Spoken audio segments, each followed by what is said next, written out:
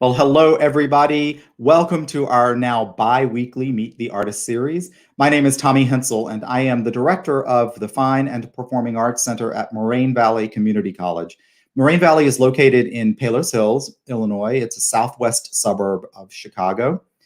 In that facility, we have a small black box theater that's 125-ish seats, depending on how we configure it, and a 600-seat proscenium theater. So during a normal season, we have a whole series of presented shows, mostly in the larger theater, 12 to 14 shows there, plus all of our academic music and academic theater performances. But also in our smaller black box theater, we have some of our smaller academic theater ensembles. But about 7 years ago, I came up with the concept of doing a cabaret series in that smaller space. I've always been a great fan of cabaret, and I'm a cabaret performer myself. So I thought, wait, we've got this space that could seat about 100 to 150 people. How could we make this work in a cabaret environment? So we brainstormed different configurations, and we finally came up with the idea of putting a stage in that's 12 by 16, raised up. We ring the stage with 7 tables. Each can seat 6 people. And then in the back of the theater, we have a set of risers with normal theater seating. So we have some people that can sit at tables, some that sit in the normal theater seats. And we duplicate that sort of concept of what I think of as kind of a supper club, that lovely cabaret environment that's intimate and wonderful and warm, the way that cabaret should be. So 7 years ago, we started that. We decided to do what we call a Sunday salon series. So we do them on Sunday afternoons. We do 2 performances, one at 2 o'clock and one at 5:30, so that we can maximize the number of people who can see these amazing artists. Of course, like every theater in America and in the world, really, last March, we were forced to close our doors. And initially, we just assumed we would be closed for a few months and then we'd be back again. But as you all know, that has not happened. And of all the industries, we're probably the last that's going to be able to come back fully. We were the first to close, and sadly, I think we're going to be the last to reopen. So in the meantime, we've had to be very creative about how do we stay connected with you out there, and how do we get performance and information out to you. So we brainstormed a little bit in the spring of last year and came up with this idea, this Meet the Artist series. We've had so many amazing performers on our stages in the past few years that are very popular, and many have been back multiple times. So I decided that I would reach out to these performers, ask them if they would be willing to just join me for a casual conversation on a Tuesday night. And everybody has said yes from the very beginning. And the only performer who said no was somebody who was in a really bad place for internet and knew that they just wouldn't be able to beam in live. So that person is on the coming soon list when they get to a better place. But everybody else has been excited to join me, and I've been excited to interview these people, most of whom, in full disclosure, are not just performers who have been on our stage, but are personal friends of mine. So we took a little break over the holidays, around Christmas and over New Year's. And when we were coming back in January, I thought, it would be nice to focus on local performers to the Chicago region, and to look at some of those cabaret performers who have been in that cabaret series and who are coming up soon. Many of the people that I have been interviewing this year and will be interviewing for the next few weeks are all people who were on the books and we had to cancel and reschedule their shows. So we think we may have come up with a solution to get them in front of you live soon. But in the meantime, we're interviewing them here online. So tonight I am thrilled to welcome one of my great friends and an amazing cabaret artist in the Chicago area. So please welcome to the broadcast studio tonight, Hilary Ann Feldman. Hey, Hilary. Hi, how are you? I am great. How are you doing? I'm doing really well. So I am hunkering down. Yeah, well, for all the snow. Well, I'm beaming in from Berwyn, which is a western suburb of Chicago. And where are you tonight? I am in Wheeling, which is a northwestern suburb. Yeah, so we're both out in the snow belt. Yep. I spent a long time digging my car out of the snow today, as almost everybody in Chicago did, I think. So, well, I'm lucky to have a garage. However, my husband did very strategically sprain his ankle on Friday to get out of all snow removal. No. That's unfair. He's hurting a little bit, but yeah. Tell him that I hope he feels better soon. So, so as I was mentioning in my little pre-speech tonight before you came into the studio, the Cabaret series was something that I started 7 years ago, and honestly, I had no idea if it was going to be popular or not. And as you know, because you've performed in that space, the audience just loves it. Yeah. It's our most popular thing that we do in the theater every year are those Sunday cabaret shows. I love that. I love to hear that. Yeah, so I'm excited to doing that cabaret series has made it exciting for me to be able to highlight all of these artists like you from the Chicago area. But now doing this Meet the Artist series, it's been great to be able just to get to know people a little bit better. So I have to put my glasses on when I see comments coming up because I am blind. I am like literally less than a foot from my screen, so I can't see anything. So and your husband just said, "Ha, sorry about that." So he's watching. And Laura Freeman had a little comment to Michael as well. So, all right, there we go. And thank you, Heather, for tuning in. Our friend Heather Massey is tuning in tonight from New York. Hi, Heather from New York. Heather, let me know if you're still in New York City. I think you still are. So Hilary, one of the things that I love about these Meet the Artist series is the chance just to chat with people and get to know them a little bit better, because most of my audience knows you as a performer, obviously, and they read the bio that's in a program. But bios are so kind of clinical and removed. It's sort of a list of this is what I've done. Yeah. So it's great to be able to just have a conversation. So one of the things, as you know, because you've seen some of these, is I love to ask one question, kind of start the conversation rolling. And it's the question of how it all started for you. When you were a kid, when was your first memory of getting excited by music? And then part two of that question is, when in your life growing up did you suddenly say to yourself, this is what I want to do? Okay, so I don't remember a time when I wasn't excited about music. So I honestly am not sure what the first thing was. And whenever music was available to me, I jumped on it. Whether it was just, general music class in elementary school coming up. And I got singled out a bit by my teacher, I'm sure because of my enthusiasm. And,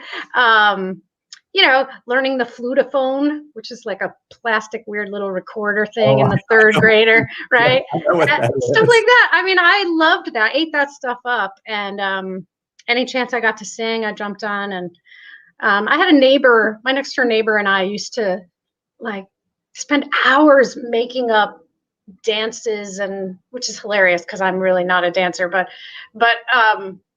we'd listen to records, and some of them were musicals, some of them were Monkees records, some of them, some of them were novelty songs, whatever. It just, we'd spend hours at her house making up dances to songs and performing them for her parents. And I do remember a very specific time in my life. I had always wanted piano lessons. We did not have a piano in my house. And from the time I was a very young girl, I wanted piano lessons. Sometimes I would accompany friends to their piano lessons. And I think I was soaking up more than they were. I think some of them didn't really want to be there. And I kept asking and asking. And my mom had signed me up for various activities. We were comfortable, but there wasn't a lot of money back then. And so, it was one activity at a time. So if you took on something new, you had to give something up. And I remember very specifically when I think I was 11, and my mother said, I think if you want piano lessons now, that would be all right. But you'll have to I was taking tap dancing at the time, which I enjoyed. I was kind of a tomboy, and it was athletic. It wasn't ballet, it was more of an athletic thing. And it was a really hard decision for me. I remember that being like one of my first probably big life decisions, tap dancing or piano. And so I obviously I chose the piano, and I remember, my parents bought an upright, this very upright here, actually. They bought a refurbished upright, and I remember waiting by the window the day it was supposed to get delivered. And we lived on a really narrow street, and my parents had ordered they were building a patio in the back with railroad ties. They had ordered railroad ties, and the piano were due on the same day. And I was waiting by the window, and the big flatbed with the railroad ties pulled up, and I called to my parents, the railroad ties are here. And then like 5 seconds later, the piano arrived. So yeah. Anyway, so musically, I was just involved. I played in band all through school, all the way through early couple of years of college. I played flute and I played piano, but I wasn't really involved in acting or that kind of performing. When I was in middle school, the Apple Tree Theater, I don't know if that rings a bell with you or anybody out there, but Apple Tree Theater turned into an Equity Theater in Highland Park. But way before that, it started out as a community theater, and its very first production was Finian's Rainbow, and I was in 7th grade. And some kids I was babysitting were going to go audition, and they said, you should go audition, because I was always playing the piano and singing for them. And so I went, and I got cast in the show, and I did that show, and I had a ball. But after that show, my mother, for reasons I didn't learn for many years, said to me, you are never doing that again. And so I didn't do any more shows in high school. I didn't do any shows in college. When I went off to college, I majored in music, but I majored in theory and composition, and I got a minor in voice, and I didn't do any performing. And then I went off to graduate school. I went to Berklee College of Music for graduate school. I got an audio engineering degree. And then I came back to the Chicago area, and I started working as an engineer, and I hated it. I just hated it. I wanted to be the person on the other side of the glass, always. Yeah. And then I just started auditioning for theater. I had no idea what I was doing. Really no idea what I was doing, but I could sing. That I could do. And I was lucky. I got a lot of work for about 10 years. I worked pretty solidly in Chicago theater. And then in the early 2000s, I saw my first cabaret show, and I went, that's the thing. That's the thing I want to do. That's telling stories with song, and that's what I've always wanted to do. I was always drawn to story songs, even as a little kid. And so I gave up the theater entirely and started learning, doing what I could to learn the craft of cabaret, and that's that. So all the other stuff I did, the piano, the audio engineering, all of that stuff has come together for me in a way that has enhanced what I'm doing now. So that's good. What's funny, because I remember one of the shows that we did together with one of the series that Chicago Cabaret Professionals did was this March series. And there was a period where they did decades, and it was story songs. And you directed that, the story songs. Yep. Story songs from the 70s, I think, was the show. Yep. that we were in together. Yep. Mm-hmm. And it was so fascinating to watch all of those shows, because I'm also drawn to story songs. Mm-hmm. Because for me, it's even no matter what the song is, it's imperative to tell a story to the audience in some way. And you can do that with any song, really, but honestly, when the song is intended to be a story, right, kind of helpful. It's like being read to. It's like when you're a kid and someone's reading you a really good book. I love that. So everybody is asking the question that I'm thinking is, what was the reason that your mom said? Yeah, I should clarify, because I don't want to make her out to be some kind of evil. She's not. But I want to say that at that time, my mom could not stand being around all the stage parents. And there were a lot of them. So it was partly that. Mm-hmm. And it was partly all along my parents, who were encouraging me and wanted me to develop my skills and my interests. But at the same time, both my parents grew up in England during the war. My father is a child of the Blitz in London, and so of rationing. And, they did not want me to pursue a career where I was going to always be struggling for money. Yeah. So understandable. There, once the decision finally got made, which was not really until my late 20s, that I was going to pursue a performing career in some form or other. Back then it was theater, and around the time I turned, I don't know, late 30s sometime, where I started on cabaret, I They're all in. My parents are all in for sure. Cool. Yeah, it's Yeah. funny. My mother confessed to me when I was, much older. I was probably in my early 30s.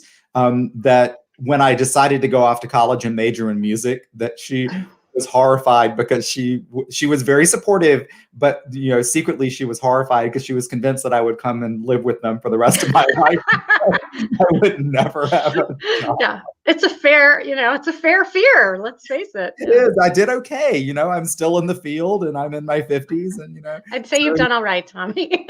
I have. My mother passed away a fairly long time ago, but she and my father both lived long enough to see me successful in the theater. So their fears were allayed at that point. Yeah, I remember when I made the decision to major in music in college, and it was originally music education, which was the totally wrong decision. I switched my major.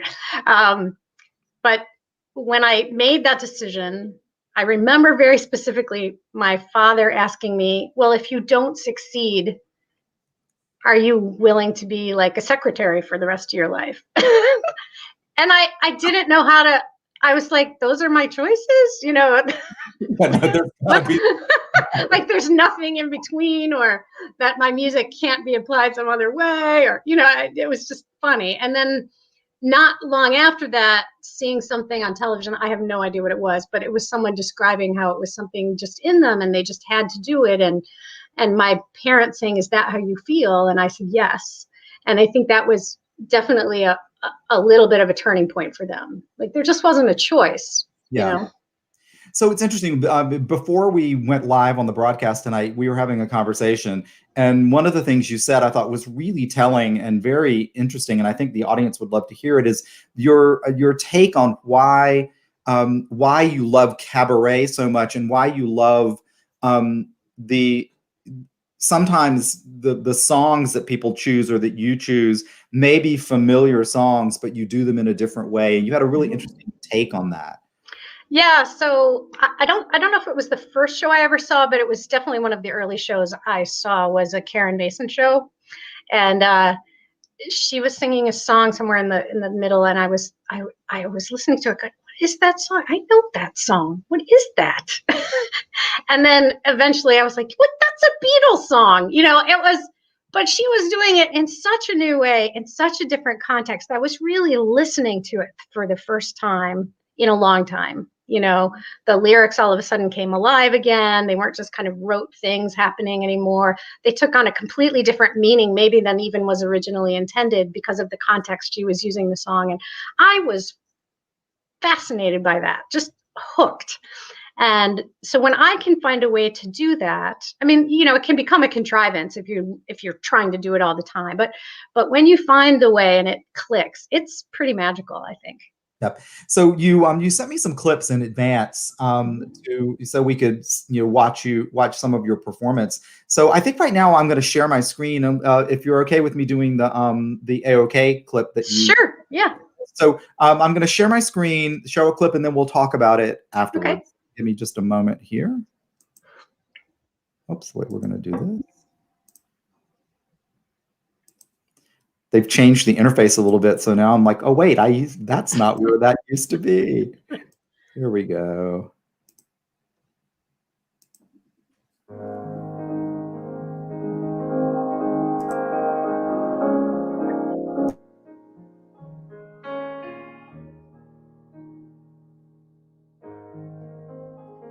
Somewhere over the rainbow, way up high, there's a land that I heard of once in a lullaby. Somewhere over the rainbow, skies are blue, and the dreams that you dare to dream true. Someday I'll wish upon a star, and I'll wake up where the clouds are far, far behind me, so far away, where troubles melt like lemon drops. Away above the chimney tops, that's where you'll find me. Somewhere over that rainbow, bluebirds fly.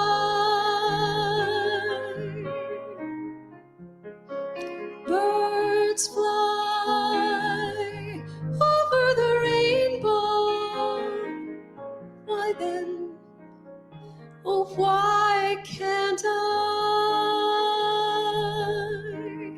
If happy little bluebirds fly beyond the rainbow, why, oh, why can't I?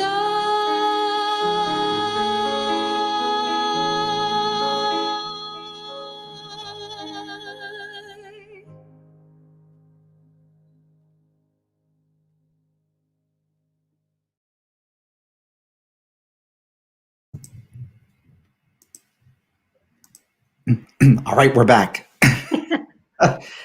Awesome. I love that version.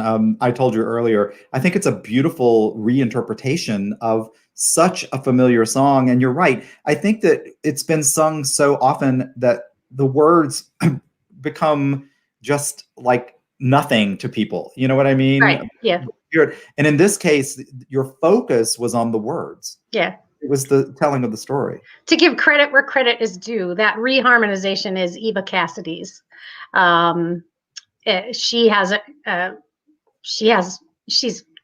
She does a million covers that do exactly what I'm telling you. I love Eva Cassidy. I'm a huge Eva Cassidy And fan. she that came from her reharmonization. I sing a completely different, reinterpretation of the melody from what she did. But yeah.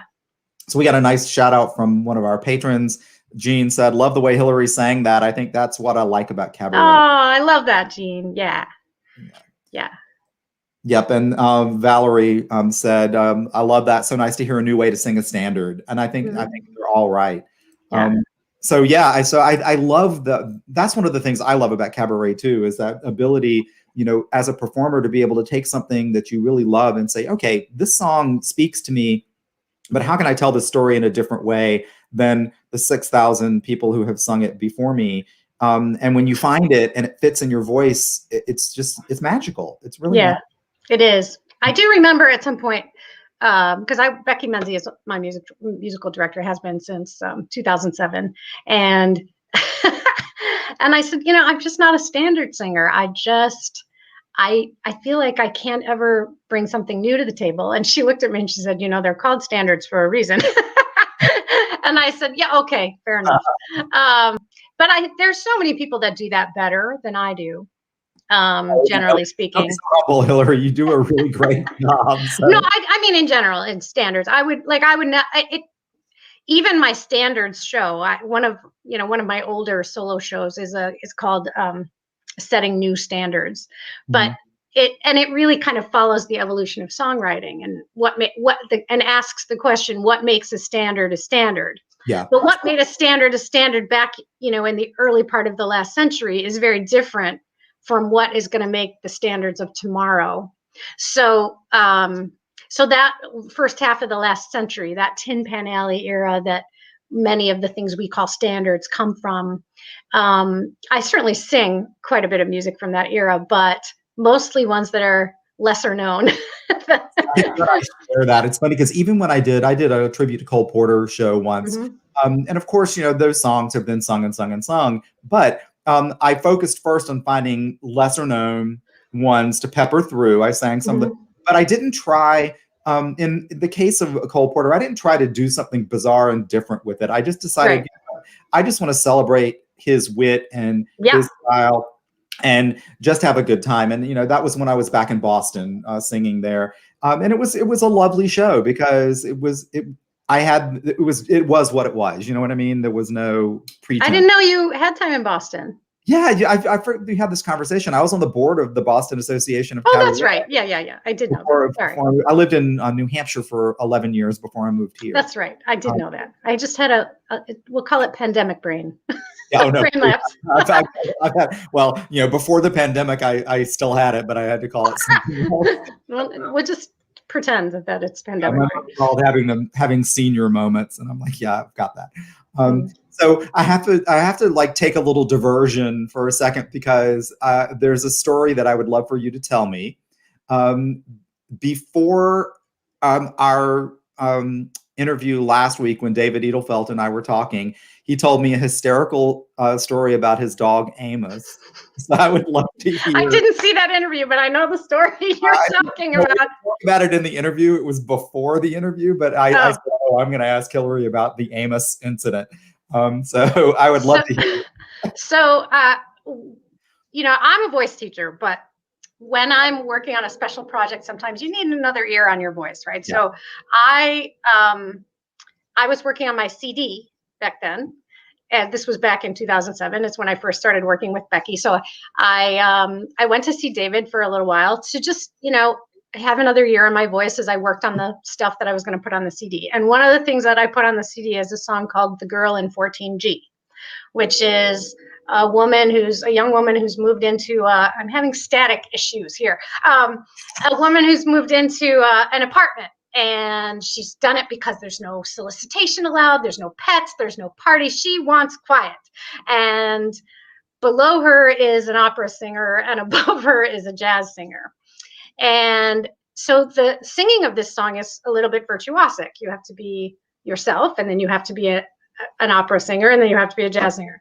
And there's a part of the opera singer's part where it's sort of a fractured minor version of the Queen of the Night aria, right? Up high, right? And I was at David's working on that, and I sang that part, and his dog, Amos, sang it along with me pretty in tune. It was a little startling. And I was recording my lesson, of course, on cassette, as we did in those days. And I gave him the cassette ultimately so he could have Amos became my singing partner. I love that. I told David, I said, only you would have a singing dog. Right. Come on. But I thought that's, and especially because it was that Queen of the Night. Right? What dog does that? I mean, I've heard dogs barking Jingle Bells, but never Mozart. So, come on. And may I say, that's hard enough for humans to sing. The dog did it and did it pretty much in tune. I think that's amazing. So looking back, when you saw a cabaret show in the early 2000s and it sort of sparked you to go, that's what I want to do. What was your first cabaret show? Well, like most of my shows, what it started out to be is not what it ended up being. I get it. Yeah. I start doing the research and it takes me down some other path. And I would say, with the exception of my Audrey Hepburn tribute show, which is the one I did at your venue, every show I've started has started out as something different, sometimes completely different. And I honestly don't remember what the original idea was. But as I was researching and going through music and stuff, I started seeing all these women's names attached to music that I didn't know. The women's names I didn't know. The music I knew really well. The names I didn't know at all. And I thought, how is this possible that I know all this music and I've never heard these names before? Or maybe I've heard them, but did not realize how prevalent they were. Mm-hmm. And so it became a show about women songwriters. And mostly the ones that so that sort of my filter was to leave out the ones that everyone knows, like the Joni Mitchells and the Carly Simons, and to leave those out. It was the women who'd written songs you know and love and have known and loved for years, but didn't know their names. Mhm. And then women who are writing songs today that you absolutely need to know. Yeah. Cool. That was my first show. Nice. No, Unlike most people who do a personal show, their first show, and then it never is heard from again. That was my first show. My second show was a personal show that never was heard from again. well, that's, I think every one of us has done one major autobiographical show that never needs to be performed again because we got it out of our system. Right. And we're good. Been there. So I get it. That's a really interesting concept. And it's interesting. I was talking to somebody else today about, in a totally different context, but about research and how, if you're somebody with that kind of brain, and I think you and I share that love of understanding and wanting to know why, you start to go down these rabbit holes, but sometimes they're more interesting than what you were starting to research in the first place. So, yeah. So I want to ask you a question. One of the major initiatives in your cabaret life has been the creation of a nonprofit organization called Acts of Kindness Cabaret. So I would love to know a little bit more about where did that come from? Where did the idea happen? And how did it come about? And for the people who don't know what AOK Cabaret is, what is it? So I'll answer the second question first. So the Acts of Kindness Cabaret is a nonprofit organization that serves other nonprofits through the art of cabaret. So basically what we do is we are an association of cabaret professionals, performing and technical artists who maybe don't make a lot of money in our real lives because we're cabaret artists and we can't write checks to donate to organizations we love. So we come together, we create performances, and we offer them up largely free of charge as fundraising events for other nonprofits or as donor cultivation events for other nonprofits. So what we bring to the table is a show that involves almost always three professional singers, a professional pianist. The show can be 1 or 2 acts, depending on the nature of the event for the nonprofit. We provide professional sound equipment, professional lighting, a technical person to run all that, a crew to set it all up and tear it all down, and that same crew then can act as ushers and help with other things at the event. The nonprofit can use that as their entire event, or they can build an event around it. And aside from reimbursing us some really modest expenses, the nonprofit keeps all the proceeds from the event. So it's a way to take a lot of the burden off of a nonprofit, a lot of the work and a lot of the expense of holding an event off a nonprofit. But it's also a way for us to get cabaret in front of audiences that probably don't have it on their radar. So it's also an audience building mechanism for the cabaret world. So we've done, like everyone else, we were shut down all last year and this year so far. We've pivoted to doing virtual events. So we have a library of things we can help nonprofits do now. And we'll keep working. But we've done so far 75 live events. We've raised somewhere in the nature of $360,000 for nonprofits in the Chicago area. And we've introduced about 6,000 people to the art of cabaret. So we're super proud of that. And we hope to return to to normal, like you. We hope to return to normal sooner rather than later. But we're very small still, even after 15 years. 2020 was our 15th anniversary. We didn't really celebrate. And we survive on private donations for the most part. We get some grant money here and there. So that's who we are. And it came about from something I saw on Oprah, if you can believe that. And she used to do this great series on Mondays called Use Your Life.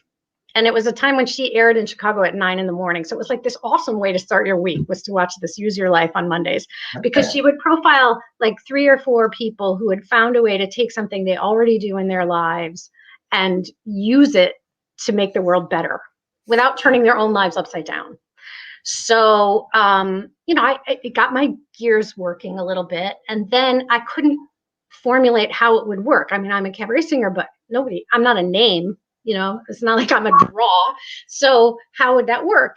And then I saw a story profiling a woman whose name at the time was Karen Lukes Baker. She was the wife of a jazz musician who was pretty well known. And she felt very fortunate in her life. She got to travel the world. She had 2 sons. She was financially comfortable, but she didn't feel as though she was contributing anything herself. And one day she was like in a waiting room somewhere and she was knitting, and a picture in a magazine caught her eye of a small child, maybe 3 or 4 years old, who was downy haired from chemotherapy. And the picture drew her in, and she read the article, and it was a child with cancer, and the child who spends, most of his life in the hospital, said that his blanket was the only thing that was his in the hospital. And so here she is knitting, and she went, well, I can knit. And so she started knitting blankets for kids in the hospital in Denver, in the children's hospital there. And it turned into the organization called Project Blindness, which I'm sure many people have heard of. And they've donated now, handmade and donated millions of blankets worldwide to sick and traumatized children. So I modeled A-OK after that. I stopped making it about the artists and started making it about the organizations we were helping. And that's how it came about. Yeah, I think, one of the things that besides the fact that I think it's a great way to give back to nonprofits, one of the things I love about it myself is, my background, starting in the 80s was working in the nonprofit theater. And along my career path, I've run other nonprofit organizations, but almost all of them have been arts related nonprofits. And even now at a college, I've been at the college for 13 years, but we have a foundation. And one of the things that I've discovered when you come into an organization or when people talk to you about fundraising is people who are not in the arts, people who are not performers, immediately think one of the best ways to raise money is to do a show. And it's the worst possible way to try to raise money for an organization, because it's super expensive to produce it. Yeah. Produce a good show. Yeah. And they don't get the fact that most performers aren't going to donate their services because they do this for a full-time living. Right. And one of the things I love is that you found a way to bridge that gap for some organizations who might think, oh, a performance. Well, now they can do it. They can afford it. Yeah. Because I've been in one of your shows before, and I know that the minimal amount of money that they reimburse to your organization is just to cover some really it's a few $100s. It's like $300. Yeah, things that you have to cover. Yeah. But in general, they make all the money, and and all of us who were performers in your show are donating our time because we think it's A, we all love to perform, and B, it's a great cause. So I think coming from that background of having to burst the bubble of so many people over the years by saying, not a great idea. Yeah. Come up with another idea to raise money. This is a great way to be able to do both, Yeah. Yeah. So it's kind of tough. It's hard. I always hate when I have to be the person that says, gosh, great idea, but it's not. But it's not going to happen. That happens to me too in my organization. Brilliant idea, but there's no way. No way. Yep. Yeah. I have put up at the bottom of the screen for anybody who's watching the website, which is aokcabaret.org. aokcabaret.org. Yeah, thank you for that. Yeah, no worries. So I want to talk a little bit more. So, obviously you had your first show and you moved along and did other shows. And one of so you've given me a couple of other clips that we can show tonight. And I kind of wanted to ask you, which direction do you want to go in? Because we have the Life You Dream and the Disney clip. Right. Totally different from each other. So which one would you like to move towards next? It doesn't matter. Do you want to laugh? If you want to laugh, let's talk about the Disney one first then. Okay. So this, I'm going to get rid of this banner so that we can actually see when I share. So tell me a little bit about this this clip that we're getting ready to see. Is this from a CCP gala? It is. Yeah, the clip is from a gala, but the song is from a show I did called "I Get a Kick Out of New," which is a show that I did really more for myself than anything else. It's not a personal show, but there's so much great music being written today that, you know, because it doesn't fall into the pop category or the musical theater category, the only way it's going to find an audience is through the cabaret stage. And so I did a show with that in mind. And it wasn't quite coming together. I was like 2 weeks, 3 weeks from the debut, and it still wasn't gelling. And this song, I won't say the story's too long about how it came into my lap, but this song came into my lap, and it was the thing that kind of gelled everything in the show together. But the song itself is so perfect for me. People say, you should voice a Disney princess and blah, blah, blah, you know. So, so this song came about, and I thought it was a riot. The original version is much longer and a bit raunchier, but I made it me.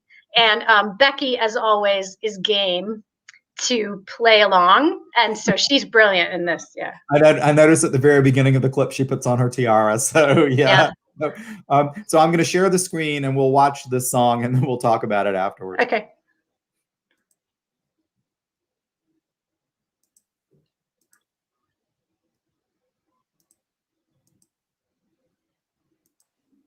Ladies and gentlemen, Miss Hilary Feldman.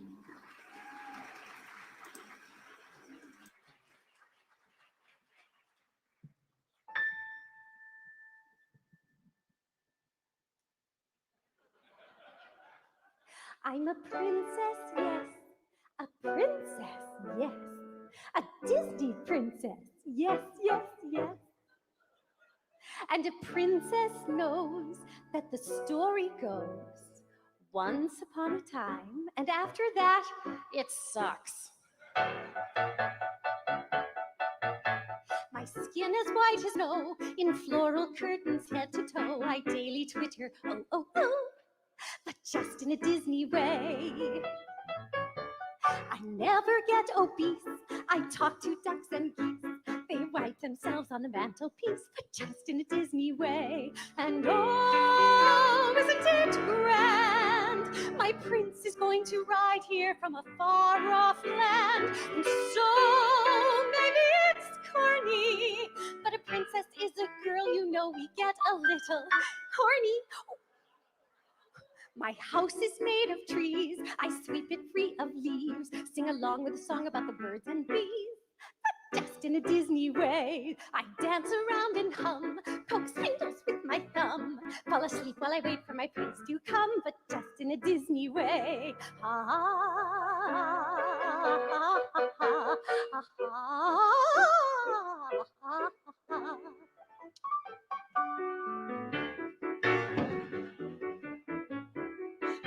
Was on his way to breach me from the fray. Then later on we'd way, hey, hey. But just in a Disney way. He knelt for me, I looked at him. We drank ourselves to oblivion. He rode me home, I took him in. But just in a Disney way. And oh, wasn't he swell? Although in truth he got it wrong. He thought that I was Cinderella. Oh, why is it so? All I want's a wealthy heir to climb my hair and say hello. But I've got dwarves, little people, little people, little people, dwarves, little people, dwarves, dwarves, little people, dwarves, dwarves, sweep, sing, sweep, sweep, sing, cook, clean, sweep, tweet, tweet, tweet, tweet, sing, sing, sweep, sweep, sing, sing, sweep, sweep.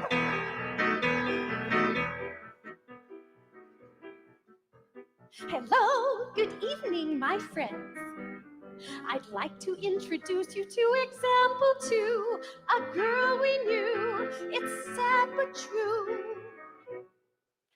Cinderella. Yeah. What's it to you? Huh?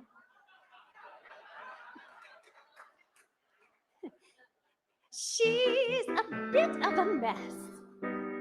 A pumpkin is her carriage and she's slipperless, but still she caught a prince, she got a dress, she got a couple other things we probably shouldn't readdress. But I'm a princess.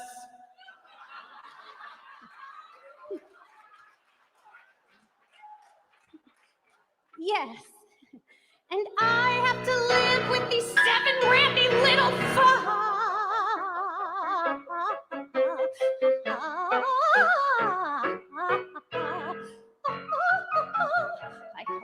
hi-ho. So, it wasn't meant to be. No prince was sent for me. No love to last eternally. And not in a Disney way. I'm forced to love a troll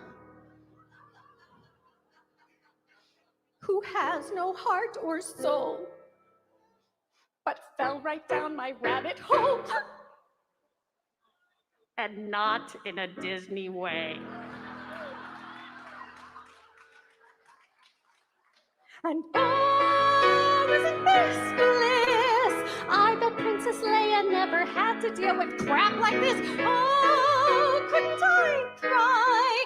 We older girls don't stand a chance. We're not enhanced with CGI. CGI!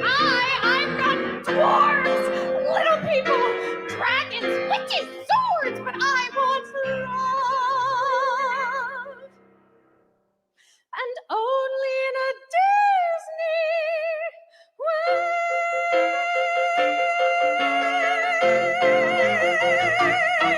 Okay.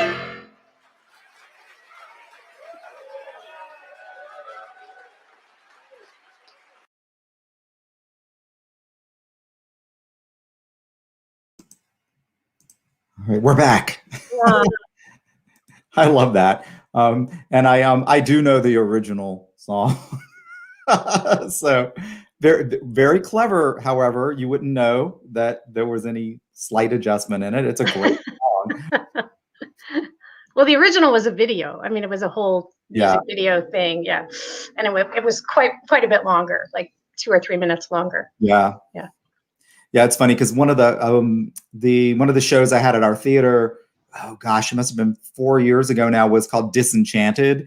I don't know if you know that show. It's all the Disney princesses in a musical together. It's pretty funny about what happened after Right. Which I think is amazing.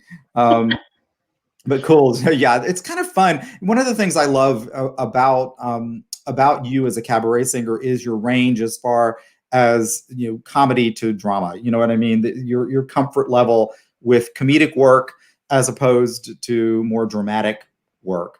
So we've got a few more minutes tonight, and there's 2 more clips I wanted to show. I don't know if we have time for both of them. Yeah. Hold on, I'm looking at the length. Probably the The the promo. Carol. Yeah, Yeah. the Carol thing is the one that you want to show. So Yeah, but let me. You know what I'm going to do is I'm going to put and type and talk at the same time. then you're more talented than I am.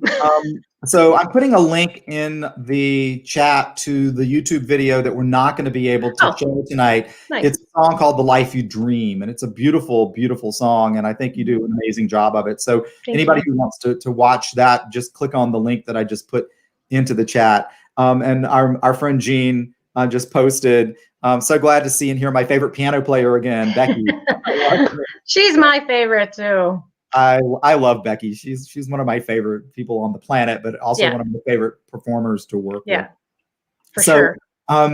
So as we mentioned earlier, obviously everybody knows we had shows scheduled, we've had to cancel, we've had to reschedule, and originally you were supposed to be showing up in March of this year, but it's not gonna happen. But for all of you out there who are our fans who come to see shows, I am working with the 4 cabaret artists that we had hoped to have in this season, which are Marianne Murphy Orland, David Edelfelt, Joan Curto, and Hilary, to find a way to do a series this summer. And I think we will be able to make it happen. We're just not sure exactly. It's not going to be, all 4 of you are not going to be performing the same days of the week, or because some people prefer weekends and some people prefer weekdays. So it'll be a kind of a various season. And for those of you who are frequent attenders to our shows, we will be doing these performances in our larger Dorothy Manker Theater so that we can socially distance the audience. But we will be live streaming them at the same time And we've worked out a way to put that in such a way that people would have to purchase tickets to be able to see the live stream. So I think that we'll be able to make it all work. That's great. Yeah, I'm excited to be able to have a live performance with an audience of whatever size we're permitted at that time. Yeah. And honestly, if it's up, it's at 50 right now. But it'll be up by summer. If it gets up to 100, it's almost the same number of people that we would have anyway in a normal show. So it'll be exciting. But anyway, so keep an eye out. Those of you go to our website. But the show that Hilary is scheduled to be doing for us is a tribute to Carol Burnett. So I would love to know what was the inspiration for this show. And I know that in the process of putting the show together, you connected with Carol Burnett. I did. I was very lucky. I'll hear all about that. That's exciting. So the impetus originally was I needed to do something that would be joyful and full of laughter. And so it's like many shows, it started as something else, started as a show about funny women. And then it got like pared down to Bryce, Ball, and Burnett, and then Lucille Ball and Carol Burnett. And then it just became Carol Burnett because it's her life and story that I connected most with. And and so, one of the things that I do as a cabaret artist that maybe is a little bit unusual is like with my Audrey Hepburn tribute is I tell stories of people who aren't necessarily musical using music. Yeah. And Carol's story is sometimes musical and sometimes not. She would never have called herself a singer, even though she did plenty of singing. Anyway, so the story is a bit of a biopic, but it focuses on very specific things. And in the course of my research, I wanted to get a hold of a song that was written for her and Lucille Ball that they did on a television special called Chutzpah.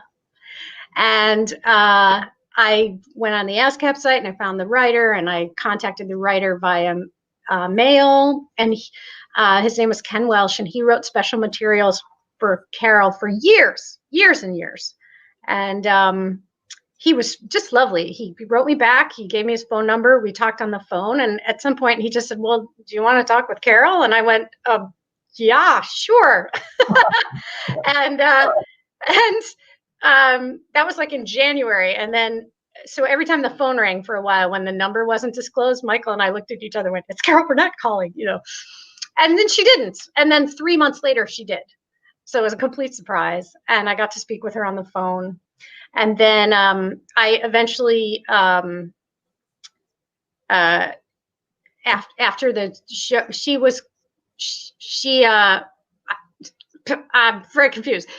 She obviously didn't give me her contact information, but she said if I wanted to contact her, I should do so through Ken. So I sent her in I saw she was coming to Chicago. So about 6 months after the show debuted, I sent her a note saying, "I see you're going to be in Chicago in May. I'll be first in line for tickets."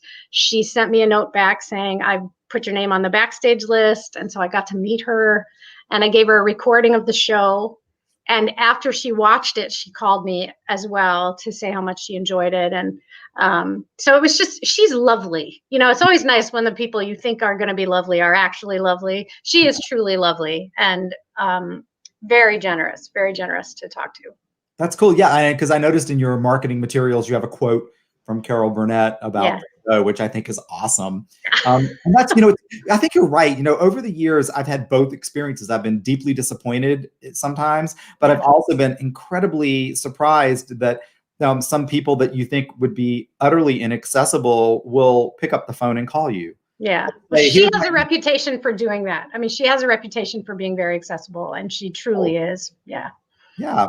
So I'm going to show this, it's a promo reel for the Carol Burnett show. And the show is called Laughing Matters, The Life and Laughs of Carol Burnett. I just want to, before you show it, I just want to say really quickly, never has anyone deserved props more than Becky Menzie during this show. She is playing opposite me a lot in this show. She's putting on mustaches and wigs and doing sound effects, all while playing the piano, mind you.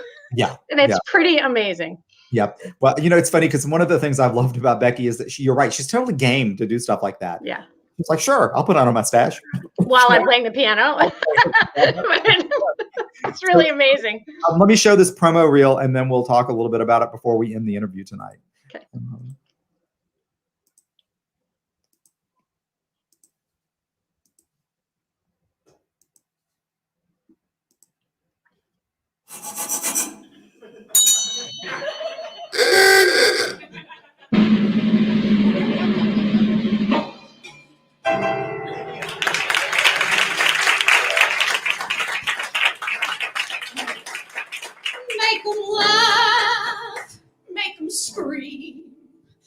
a wall, take a fall, split a seam.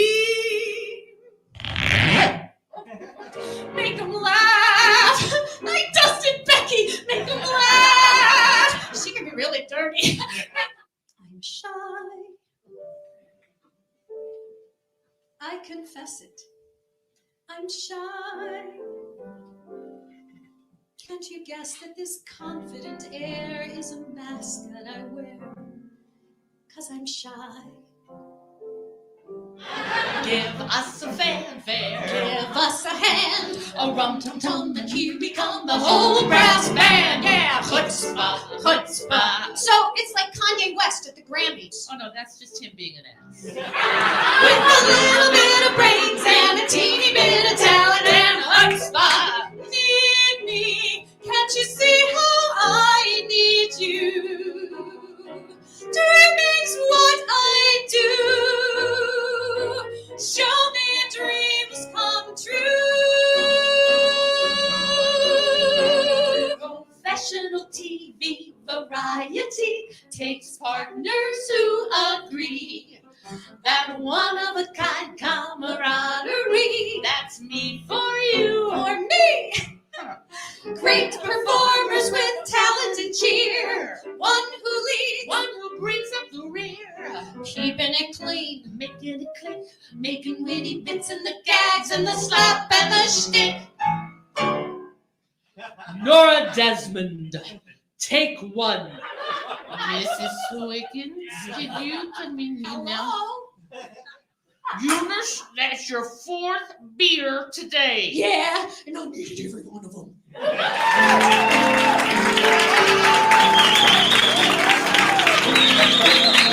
Scarlett, that gown is gorgeous. Well, thank you.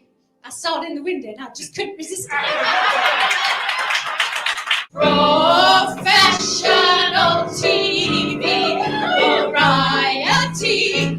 You too will travel far. Seems we just get started, and before you know it, guess it's time for me to say so long.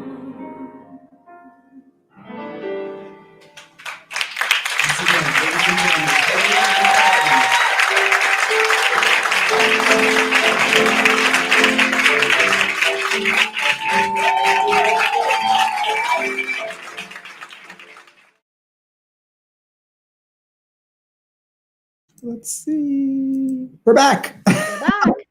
Awesome. I do love that you do the Scarlet. Well, you can't. I mean, you can't. When you ask people their favorite Carol Burnett moment, 9 out of 10 people say the curtain rod dress. The curtain rod dress. Yeah. It's brilliant. One of my favorite like musical Broadway moments, honestly, I have to say, is Carol Burnett's performance in Once Upon a Mattress. I remember buying that album when I was, gosh, I don't know, kid or something. Yeah. But her version of Happily Ever After is like one of the great moments of Broadway history as far as I'm concerned. Yeah. And I'm not going to give it away, but the story around that is of how she got that role and the things that led up to it is really amazing. I mean, I tell it in the show, but it's truly amazing. We won't tell it here, but No. Come see the show. Come see it. Yep. So like I said earlier, all 4 of the Cabaret performances that we were supposed to have this spring, including the Carol Burnett show, will happen this summer. Yay. They will. So keep an eye out, everybody, for that. So we're just about out of time, Hilary. Was there anything else you wanted us to touch base on before we close out tonight? No, what I want to say is, first of all, thank you to you. And also I'm not sure that your audience knows this, but I'm going to let them know that you are wonderful to your artists. This is not always the case with presenters, but Tommy is wonderful to the artists that he books in his venue. And as an artist, I appreciate that so very much. It's a really great experience performing at Moraine Valley, and I'm thrilled that we're going to get to do it again this summer. Me too, and thank you for that. I one of the things that when I first took the job, I remember telling the staff at that time is I'm like, look, especially touring artists, more than just even more than local artists, but anybody who goes to venues, they're away from home, and when they come to the theater, they're coming to our house. It's like inviting a guest into your home, and you want that guest to have the best possible experience that they can have, because performing and touring is hard. It's a hard job. And what I want the performers to focus on is the performance. Yeah. I don't want them to worry about all the rest of it. Yeah, which is what it's like working there. It's a really nice thing. I know when I did my Audrey Hepburn tribute there, oh God, was that in 2016 already? I was sick. I was sick that day. I was not a well woman. And to just be able to know that my meals were taken care of, and that there was tea available, and all the little things that you don't want to have to worry about, and that I wasn't in some sort of closet somewhere trying to change and keep warm. And it was so lovely to perform there, and I'm looking forward to doing so again. Well, thank you so much, and thank you for joining me tonight. It's so lovely to be able just to sit down and talk to people and get to know them more. And I think for the audience, it's great too, because what they see on stage is you as a performer, but there's a person behind that performer.